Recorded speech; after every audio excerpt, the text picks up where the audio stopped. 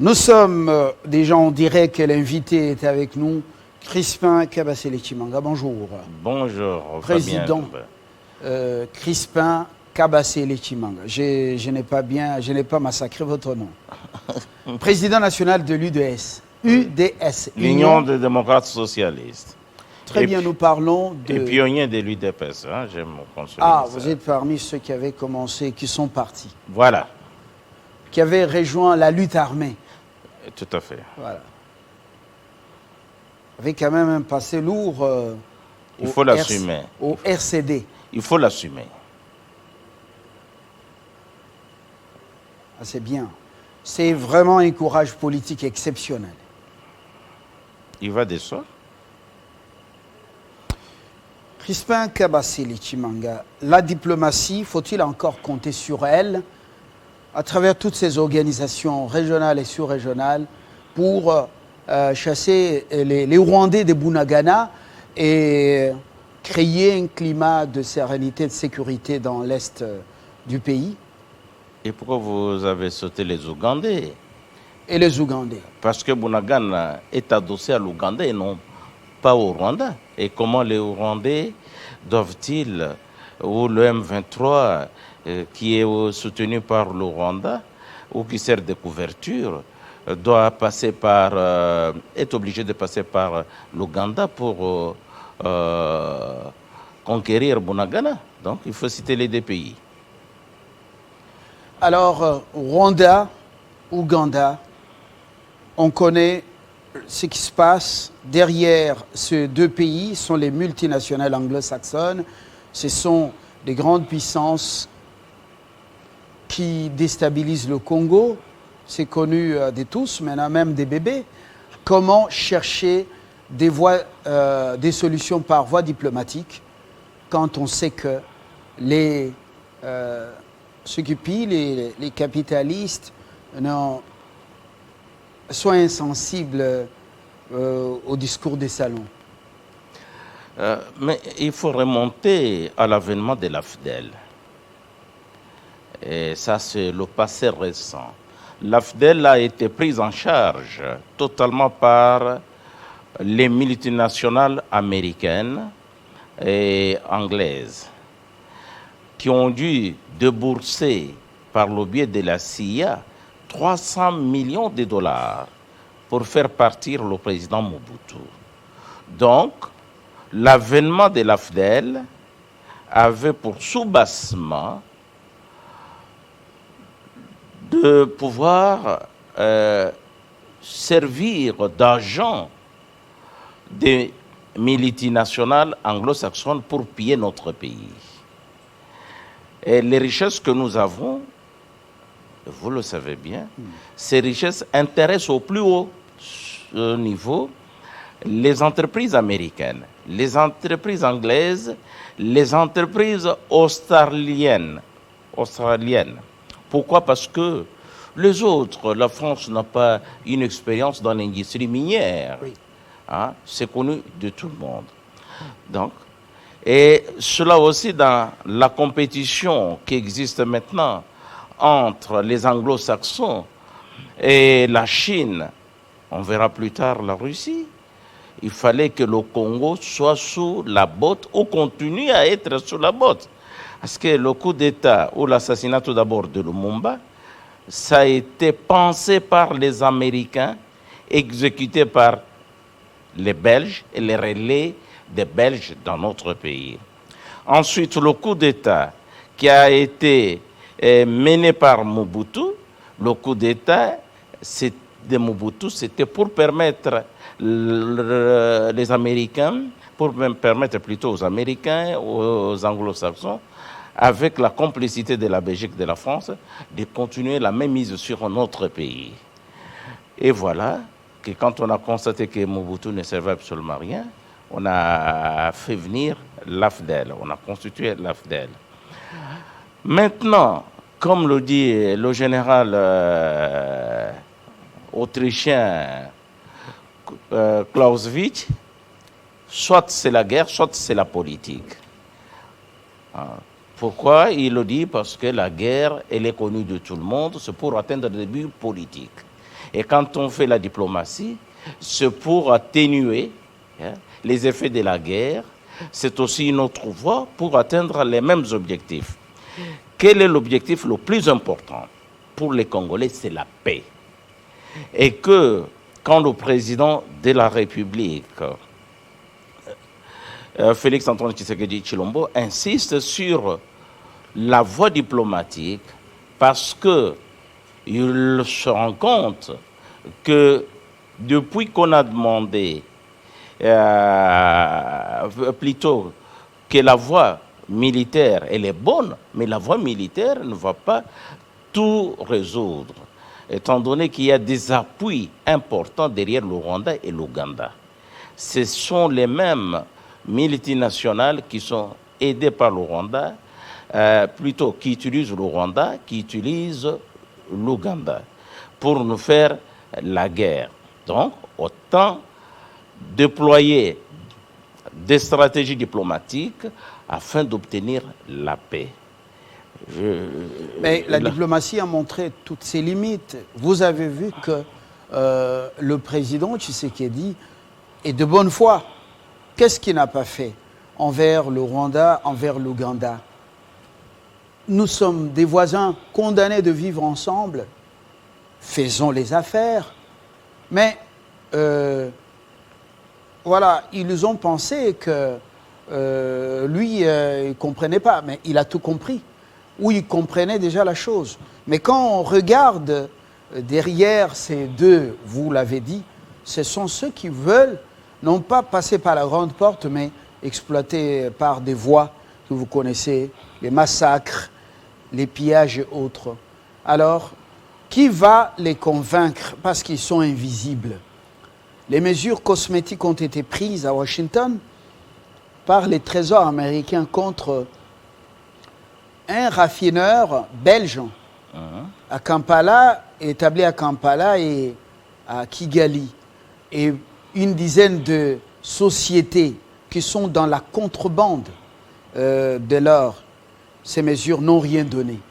Alors, devons-nous nous faire berner jusqu'au quand? Par des voies dites démocratiques qui ne donnent rien. Plus de 20 ans. Non, les voies démocratiques donnent toujours... Les voies diplomatiques. Les voies diplomatiques donnent toujours des solutions. Je vous rappellerai, ou je vais révéler ici, une situation qui a été obtenue grâce à la voie diplomatique.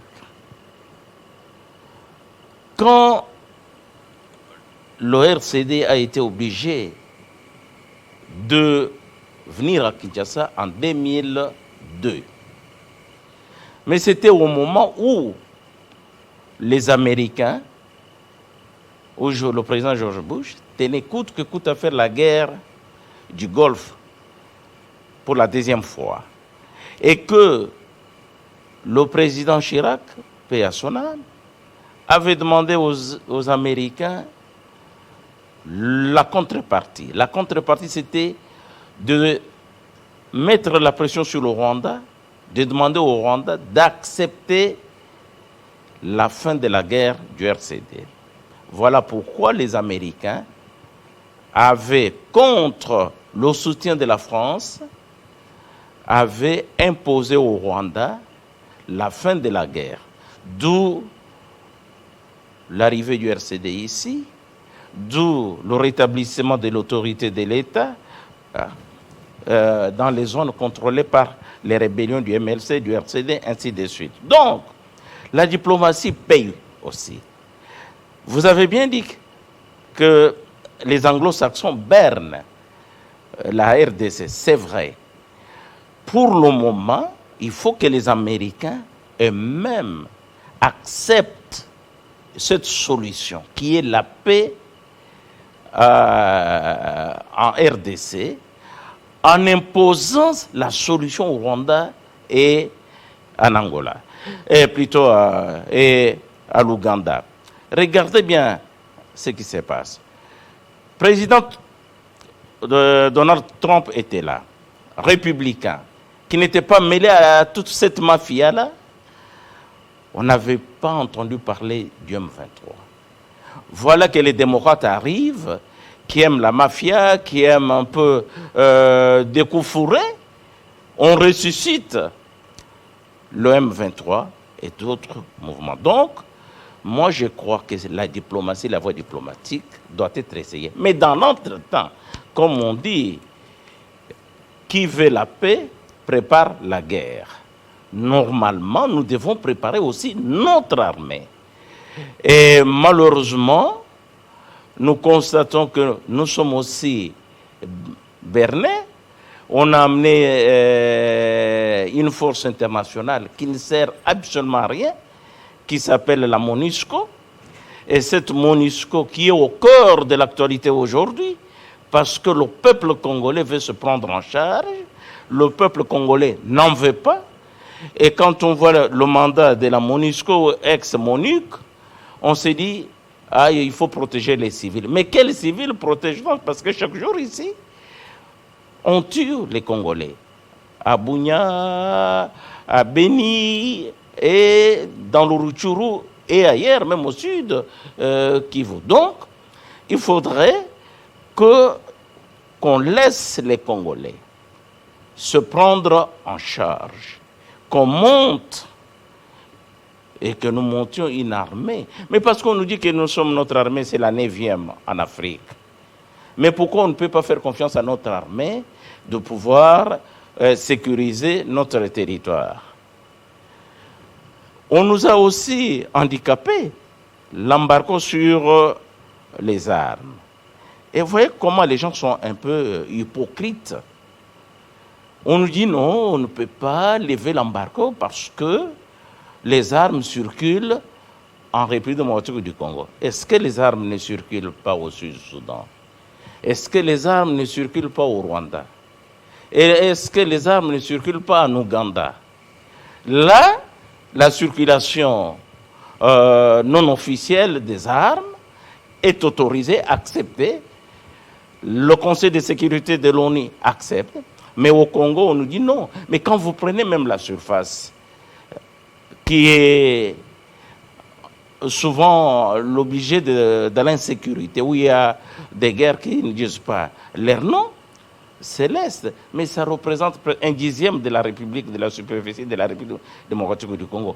Pourquoi essayer de prendre une mesure qui sacrifie le reste des Congolais parce qu'on veut puiser les minéraux à l'Est? On pense non, ce n'est pas possible. C'est inacceptable. Alors, donc, mais quand vous voyez au finish, surtout de la fameuse feuille de route de Luanda, la piste Lourenço, vous voyez qu'on veut imposer à Kinshasa de parler avec des criminels, avec le Rwanda à travers son étiquette M23. Et c'est ça, quand vous regardez, c'est ça le schéma. Mais est-ce que oui, est-ce que c'est votre regard? Moi, personnellement, je ne vois pas les choses sous cet angle-là. Nous devons dialoguer avec le Rwanda, parce que c'est le Rwanda qui nous fait la guerre à travers le M23. Et nous ne pouvons pas négocier avec le supplétif du M23. Nous devons négocier avec le Rwanda. Et ça, c'est une erreur qui est partie de l'ONU, qui a transité par l'Union africaine, et on a voulu imposer ça, que nous devons négocier avec le M23. Nous ne devons pas négocier avec le M23. Kinshasa, quand vous prenez le témoignage, s'il vous plaît, oui. Vous prenez le témoignage du gouvernement chinois, qui dit que moi, je n'ai jamais vendu des armes au M23. Mais à Bunagana, dans le Rutshuru, on a vu des boîtes, des balles, des boîtes qui venaient de la Chine. Et le gouvernement chinois reconnaît bien qu'il a vendu à un pays bien défini, le Rwanda, il a vendu à l'Ouganda, mais il n'a pas vendu au M23. Alors, cela devrait mettre le responsable de l'ONU, le responsable de l'Union africaine devant leurs responsabilités, mettre fin à l'hypocrisie. c'est du cynisme, si on peut le dire ainsi. Hein. L'ONU ferme les yeux. Et vous avez même vu le cinéma qui a été offert par la MONUSCO. La MONUSCO vous dit, et même sa représentante à la tribune de l'ONU, elle vous dit, en fait, le M23 a l'air d'une armée conventionnelle. Mais est-ce que la MONUSCO peut nous dire ouvertement où le M23 achète-t-il ses armes? Parce que ce n'est pas un État. Donc derrière le M23, on reconnaît qu'il y a de puissance, qu'il y a des pays. Et on tait le nom. C'est pas possible ça. C'est inacceptable. Donc, Kinshasa. mais nous revenons, on n'a pas été bernés. Nous devons poursuivre la voie diplomatique. Nous devons être présents pour faire entendre la voix de la République démocratique du Congo. Mais dans l'entretemps, réorganiser nos services de sécurité, renforcer notre armée et lui permettre de pouvoir défendre l'intégrité territoriale. Corriger ce que j'appelle des problèmes structurels internes. Trouver des solutions à ces problèmes structurels internes qui font que nous avons, malgré que nous avons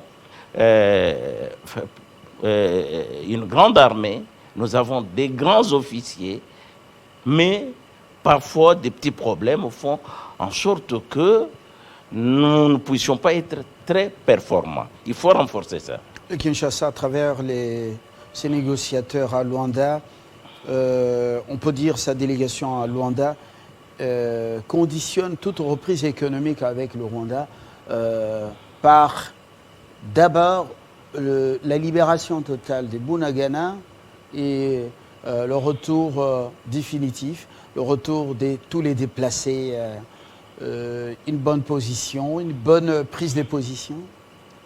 Qui demande le retour des déplacés. D'abord, libérer Bunagana, que tous les déplacés rentrent. On ne peut pas parler reprise économique avec le Rwanda sans ce préalable. Mais c'est tout à fait normal. Ce sont des Congolais qui se sont déplacés suite à la guerre, suite à l'occupation de Bunagana. Bunagana, c'est une cité congolaise qui a été conquise de la manière que tout le monde connaît. Donc, il faudrait que l'OM23 se retire. Et l'OM23 ne doit pas se retirer seulement de Bunagana. Parce que dans le triangle, là où, à la frontière entre le Rwanda, l'Ouganda et la RDC, dans les environs des volcans Sabinyo et Mikeno, pour ceux qui connaissent le Nord Kivu. Mais il y a des parties congolaises. Dans ces parties congolaises aussi, on trouve les éléments armés du M23. Il faut qu'ils libèrent aussi. Quand on parle de Runyonyi 1 ou Runyonyi 2, c'est au Congo. Donc il faudrait que tous ces éléments quittent notre pays, qu'ils aillent. Alors, donc il y a même un problème aussi. La législation en matière de réfugiés, si on peut appeler ça ainsi. Mais les réfugiés devraient être à 100 km de la frontière de leur pays. Quand le Rwanda nous dit oui, ce sont des Congolais. Oui, mais des Congolais qui sont allés chez lui. Mais ces Congolais ne doivent pas être à 2 millimètres de notre territoire. Kinshasa continue à croire que Museveni peut jouer un rôle important dans la décrispation, dans la résolution de la crise sécuritaire dans l'est du pays. Dernièrement, il a envoyé des délégués à Entebbe. Alors que Museveni souffle le chaud et le froid, ces troupes, les troupes de son armée sont sur notre territoire dans des frappes conjointes. Est-ce qu'il faut continuer à faire confiance à quelqu'un qui est connu comme ça et qui semble davantage, ou qui s'est encore davantage rapproché de Kigali? C'est trop dire de faire confiance à Museveni et à l'Ouganda. Vous le savez bien que Makenga Sultani, qui commande les opérations du M23, réside où? Et non pas au Rwanda, il réside en Ouganda. Et personnellement, je l'avais dénoncé une fois. Quand on a monté l'opération de la mutualisation pour être à la chasse des ADF, mais on nous a appris, ce sont des villageois congolais qui l'ont dit haut et fort, que les troupes ougandaises amenaient dans leurs bagages des armes, des munitions pour les résiduels du M23, avant que le M23 se renforce. Mais pourquoi Donc, l'Ouganda joue le double jeu. Aux troupes ougandaises de pouvoir directement rentrer dans leur pays. Bon, vous savez... Pendant le temps qu'ils restent là, est-ce qu'on sait ce qu'ils font réellement, même si les FARDC restent... Vous savez oui. que le problème a deux solutions. La solution militaire et la solution diplomatique. L'une des deux solutions permettra d'aboutir à la pacification de notre pays. Mais alors, dans ce jeu diplomatique, je crois que la démarche de Kinshasa était de mettre l'Ouganda devant ses responsabilités. Parce que vous jouez le double jeu. Prouvez-nous maintenant que vous êtes pour la paix et que vous devez faire en sorte que la paix revienne à l'Est. Mais quand vous avez même suivi ce qui nous a été offert comme reportage de l'entrevue entre la délégation congolaise et le président Museveni, vous remarquerez que Museveni n'est pas prêt pour une solution diplomatique. Et ça, à travers, quand il vous dit il faut négocier, ce sont des questions. Mais entre nous, la contrebande, parce que la base de tout ce qui se passe à l'Est, c'est une base économique. La cause est économique. Hein? Il y a pratiquement 3 mois que les enseignants ougandais sont impayés. Ils voulaient aller même en grève. Hein? Ils voulaient aller même en grève. Pourquoi? Parce que la vache au lait, la vache au lait de l'Ouganda, la vache au lait de l'Ouganda se trouve de l'Union africaine. Aussi, on dit pour ceux qui sont au Mozambique, semble-t-il impayés aussi. Semble-t-il. Non, il n'y a pas que même ceux qui sont à Kigali, ça fait 3 mois que les militaires rwandais ne sont pas payés. Si on a aujourd'hui le président Kagame a procédé à la nouvelle mise en place de son appareil militaire, c'est dû entre autres à ce problème-là. Il y a des remous. Mais en fait, cela me pousse à m'avancer en disant que la cause de l'insécurité permanente à l'Est, c'est une cause économique. Tout le monde veut mettre la main basse sur les richesses congolaises sans pour autant passer par les voies officielles. Là, nous devons aussi féliciter la délégation congolaise qui était à Luanda, parce que dans le communiqué final, cela a été repris qu'il faudrait que les ressources naturelles congolaises fassent l'objet d'une exploitation officielle. Hein? Et quand on veut aujourd'hui avoir du coltan à Kinshasa, donc Kinshasa, la République démocratique du Congo, avoir ça en République démocratique du Congo, il faut passer par des voies recommandées, des voies officielles. Il ne faut pas envoyer une armée des terroristes pour aller creuser ça, faciliter ça l'entrée sur votre territoire. Il n'y a pas longtemps, je crois que c'est l'année dernière, il y a un aéroport inconnu de Kinshasa qui avait été récupéré par nos forces armées en Ituri. en pleine forêt.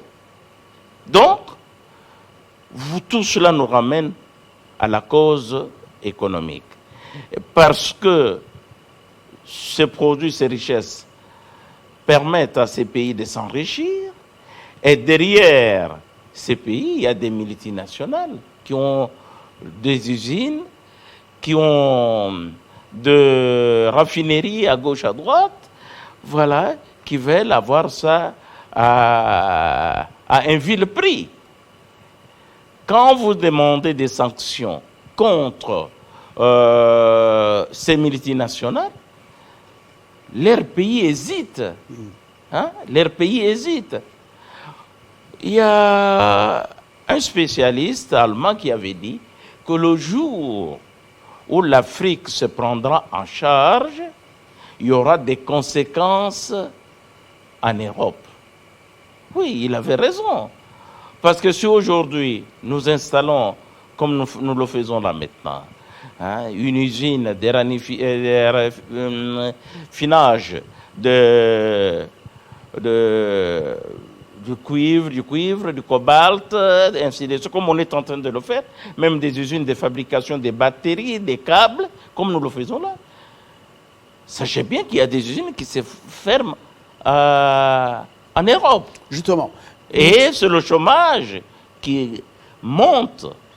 C'est en fait, ce sont des problèmes sociaux. Que perdraient les multinationales en passant par la grande porte, en exploitant légalement les richesses du Congo, les minéraux, les transformer ici ou les raffiner ici avant leur départ, justement? Que perdraient ces multinationales au lieu de passer par cette exploitation et en même temps les fusions de sang? Mais vous savez, ce sont des capitalistes, pour la plupart. Et ces capitalistes... Les capitalistes sont des sanguinaires. Des inhumains. Donc, ces capitalistes, qu'est-ce qu'ils font? Ils préfèrent gagner, multiplier par 1000 leurs profits. Mais s'il y a des conditions, si le prix d'achat ne leur permet pas de rentrer dans leur investissement, qu'est-ce qu'ils vont faire? Ils vont donner l'impression de vous dire, oui, nous viendrons installer une usine, et dans l'entretemps, soudain, ils favorisent ce genre d'opération, l'insécurité des groupes armés qui pillent et tout ça. Est-ce que c'est... Non, dans l'histoire du monde, est-ce que c'est du nouveau? La traite négrière qui a permis aux États-Unis de devenir ce qu'ils sont devenus aujourd'hui. Mais c'était la main-d'œuvre la moins coûteuse. Vous vous rendez compte? Des grandes familles, on vous dit Baron X en France, en Belgique, ainsi de suite en Allemagne. Ce sont des gens qui étaient liés à la traite négrière. Des gens qui finançaient des opérations d'exploitation illégale, hein, qui faisaient des razzias en Afrique et en Asie. Justement, alors, et la stratégie continue. L'approche utilisée par Kinshasa dans sa démarche diplomatique ne semble pas payante. Ou ne donne pas des résultats attendus.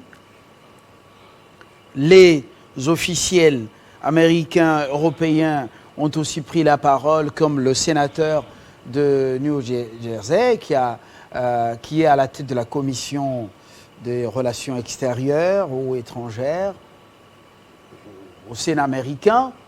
Le roi des Belges a aussi pris la parole. Il a souligné ça dans son discours lors de la fête nationale belge. Mais il reste têtu, comme vous l'avez dit, ces multinationales.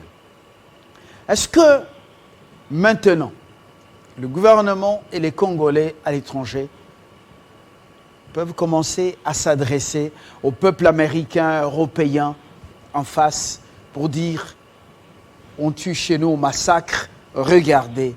Est-ce que ça peut porter? Bon, je vous dirais tout d'abord que le Sénat a pris une décision cosmétique. Non, c'est C'est une sénateur. poudre aux yeux de Congolais. Ah non, le Sénat dit, le Sénat a quel pouvoir? Hein? Le Sénat ne décide pas aux États-Unis. Hein? C'est un régime présidentiel. Il faut convaincre Joe Biden.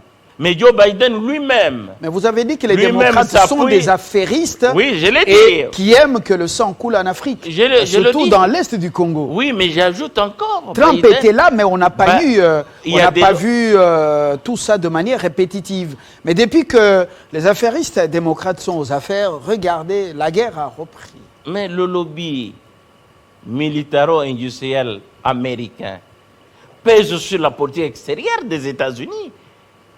Ça, les gens ne veulent pas le reconnaître. On vous dit, oui, le Sénat a décidé, la Chambre des représentants. Ce sont des effets d'annonce. Donc, il n'y a que le président américain qui doit décider. Mais il ne peut pas décider facilement parce qu'il y a de puissants lobbies qui sont derrière. Je prends un exemple bête. Le port d'armes aux États-Unis. C'est une bataille, l'interdiction du port d'armes aux États-Unis. C'est une bataille qui est menée des années et des années. Mais quel est ce président américain qui s'est hasardé à interdire le port d'armes aux États-Unis? Personne. Mais chaque jour ici, il y a des tueries aux États-Unis. C'est la même chose. Comment voulez-vous permettre aux États-Unis de se maintenir là où ils sont arrivés quand vous allez commencer à dire non, il ne faut pas piller en Afrique, il ne faut pas piller en Asie, il ne faut pas piller ceci. Personne ne vous écoutera. Vous avez parlé du roi. Le roi, oui, il a fait un discours pour satisfaire l'opinion congolaise. Parce qu'il y en a beaucoup au Congo qui croient que des beaux discours comme ça servent à quelque chose. Il y a aussi une opinion belge qui n'est pas d'accord, en commençant par le Parlement fédéral, une opinion belge qui n'est pas d'accord avec ces massacres, avec ces pillages. Mais elle est minime, elle est minime. Hein? Elle est minime. Vous avez quantifié, si vous prenez l'indépendance, vous prenez l'indépendance de la République démocratique du Congo, pour qu'on arrive à accorder l'indépendance dans la précipitation, c'était l'opinion anglo-saxonne. Ce n'était pas l'opinion belge. Et surtout, les Belges qui ont payé le prix important à la suite de l'indépendance de notre pays. Quelles sont les multinationales qui pillent maintenant et font massacrer au Congo? Ce sont des multinationales belges ou anglo-saxonnes? Mais ce sont des multinationales anglo-saxonnes qui sont spécialisées dans l'industrie minière. En Belgique, est-ce que vous avez une industrie minière connue? Non. Comme je l'ai dit en France. En Allemagne, non. Vous avez l'Australie, vous avez l'Afrique du Sud, vous avez les États-Unis, vous avez la Grande-Bretagne. C'est là où on trouve les majors du secteur minier. C'est pas en Belgique. En Belgique, ce sont des intermédiaires qu'on trouve. Alors donc, il faut à la vérité reconnaître que la décision de notre gouvernement d'utiliser la voie diplomatique, cette position, elle est bonne en attendant que nous puissions réorganiser notre armée. Mais ça devrait se faire d'ailleurs concomitamment. Depuis les soi-disant réformes, il y a bien des choses positives, d'autres qu'on doit espérer avec l'OTAN. Mais un peuple averti, il constate que les Américains n'en sont pas, ou Washington n'est pas le seul partenaire aujourd'hui. On est dans un monde où d'autres forces se présentent de manière manifeste. Et certains pays africains ont déjà fait le choix. Pourquoi on traîne les pieds à toquer à d'autres portes? Pourquoi on ne prend pas le courage d'aller parler avec Moscou? Pourquoi on ne prend pas le courage de dire trop c'est trop, on peut changer de partenaire? Est-ce que tous les jours ils feront le coup d'État ici? Tous les jours ils vont nous massacrer ici? Pourquoi on ne peut pas se prononcer? Je vous voyais venir. Ah oui, mais vous m'avez toujours vu venir. vous savez bien que Patrice Emery Lumumba, notre premier ministre, avait été assassiné parce qu'il y avait des Congolais qui avaient fabriqué des télégrammes ici sur l'avenue de 3Z, ex-avenue de 3Z au Roi-Baudouin, comme quoi que Lumumba était communiste. C'était des télégrammes fabriqués par la CIA avec la complicité des Congolais. La CIA utilise aussi le mensonge. On sait que... On a accusé Lumumba. Laissez-moi... Oui, mais pourquoi vous avez peur, vous? Non, nous n'avons pas peur. Vous avez peur. Nous n'avons pas peur. Vous avez peur. Nous n'avons pas peur. Oui. La politique, on ne peut pas mener la politique comme nous le faisons dans ce pays où vous voyez les gens, les politiciens qui agissent comme des atalaks. Non.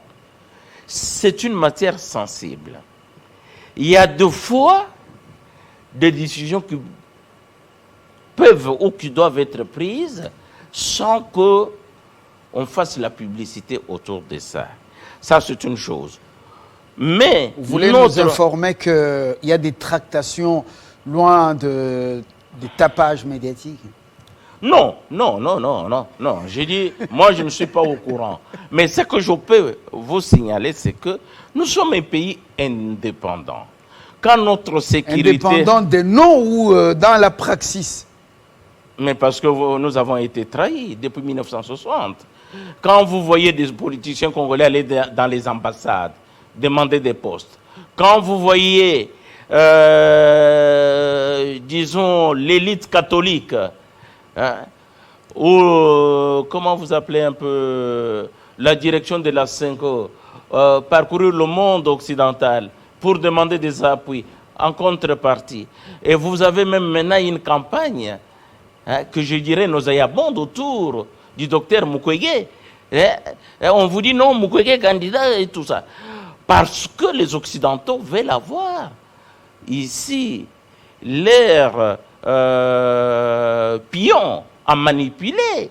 Alors donc, le président, mais quand, le président de la République doit être extrêmement... Quand sous Joseph Kabila, on vous le disait que ces gens sont toujours à la recherche des gens manipulables. Quand ils trouvent que Makila, Zoloba, c'est un patriote, bon, vous devenez une bête qu'un animal à abattre. Quand vous le disiez sous Kabila, est-ce que vous le croyez? N'est-ce pas que vous avez condamné le geste qui a été fait en Djili contre comment vous l'appelez encore? Peter Pam. Mais quand vous étiez dans l'opposition. Mais je dis ceci. Oui. Quand on est dans l'opposition, c'est une chose. Mais quand on arrive au pouvoir, il y a d'autres réalités qu'on découvre. Et pour vous répondre indirectement, le 10 mai 1981, quand François Mitterrand avait été élu, toute l'Afrique de gauche avait dansé. Et le Zaïre de gauche avait dansé. Mais plus tard, quand Mitterrand avait été confronté aux réalités selon les intérêts français, il était devenu l'ami de Mobutu. Hein? Alors donc, il y a des réalités qu'on découvre quand on est au pouvoir. Et en ce moment-là, on fait de la réelle politique. Alors, pour répondre à la question, le président de la République, avec tout son entourage, je crois qu'ils examinent les possibilités d'avoir d'autres partenaires. Mais avant d'aller chercher d'autres partenaires, il faut ménager sa monture. Avant d'aller chercher d'autres partenaires, il faut convaincre. Aujourd'hui, parce que l'ambassadeur de Russie à Kinshasa avait été voir le mécanisme de vérification, mais il y a eu ce que vous avez eu comme décision à Washington. Hein? Le Sénat a dit ceci et autres. On commence à citer Human Rights Watch a dit ceci, cela. Donc, vous voyez, c'est aussi une pression sur les Américains et les Occidentaux pour qu'ils lâchent le Rwanda et qu'ils lâchent l'Ouganda. Donc, la diversification de nos relations diplomatiques ne peut pas être une mauvaise chose. Mais il y a des normes qu'il faut respecter et que nous sommes avec les Occidentaux depuis des années et des années. Nous devons leur faire comprendre qu'il faut changer maintenant la façon de voir le Congo, la façon de voir l'Afrique. Oui, le Mali a eu le courage de lâcher la France. Et puis voilà. Mais le Mali n'est pas rayé de la carte. Il se bat encore, il est résilient. Crispin Kabasele Tshimanga, président national de l'UDS, je vous remercie d'être venu et de nous avoir permis de partager autour de cette actualité. Surtout dans le domaine diplomatique, parmi les voies pour mettre fin à cette insécurité. Dans l'est du pays, surtout à cette agression rwandaise, nous vous remercions et vous souhaitons une excellente journée. C'est à moi de vous remercier et être reçu par Fabien Lumbala, l'un des meilleurs journalistes questionnaires du pays. Ce n'est pas une chose facile. J'ai été sur votre grille, si je peux m'exprimer ici, mais j'ai tenté un peu d'être à la hauteur pour vos téléspectateurs et vous donner l'information que vous vouliez. Nous vous remercions une fois de plus. Nous allons maintenant, parce que c'est le clou, passer à l'actualité chez nous qui s'impose. Cette fois-ci, la Minute Info en langue nationale, c'est par les Kiswahili, certains disent Swahili, que nous ouvrons cette série d'informations en langue nationale. Ndugu, jambo. Jambo sana. Habari. Salama sana. Voilà, asante sana, tuko tunangoya ba information.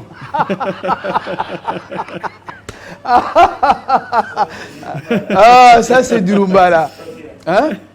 Tuko na ongeya ba habari. Hein? C'est pas facile. Hein? Moi, je parle un Kiswahili décousu. Bon, voilà, mais ça marchait. Alors, c'est à vous de jouer. Siku njema. Asante sana. Karibu mara tena katika awamu ya matangazo toka idhaa Kiswahili ya Telesenganti, habari kwa ufupi.